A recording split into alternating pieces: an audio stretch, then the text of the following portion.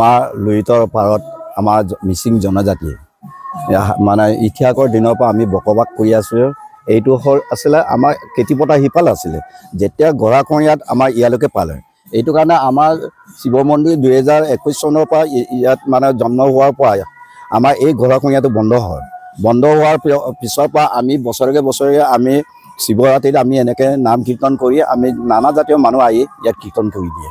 সেইকাৰণে আমি সেইটো হোৱাৰ পৰা আমাৰ জেগাডোখৰ উন্নতি হৈ গৈছে। এতিয়া আপুনি চাব পাৰে, এতিয়া মানে যিমান দ আছিলে এই দটো এতিয়া নাইকিয়া হৈ গ'ল। সেইকাৰণে আমি ভগৱানৰ ওচৰত আমি প্ৰাৰ্থনা কৰি এই শিৱ মন্দিৰখন আমি বনাই চৰকাৰলৈ আমি অনুৰোধ কৰিছোঁ, এই শিৱ মন্দিৰটো সহযোগ কৰি দিবৰ বাবে মই প্ৰাৰ্থনা জনাইছোঁ। নমস্কাৰ। শিৱ মন্দিৰৰ পৰিচালনা কমিটিৰ মই ছেক্ৰেটাৰী হওঁ।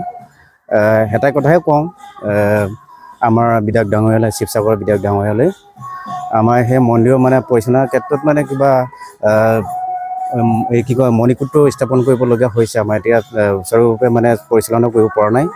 এতিয়া ৱাল গাঁঠিবলগীয়া হৈছে, নদী কাষত মানে স্থাপন কৰা হৈছে। এইকাৰণে চৰকাৰৰ ফালৰ পৰা সহায় সহযোগ দিলে বেছি ভাল পাওঁ।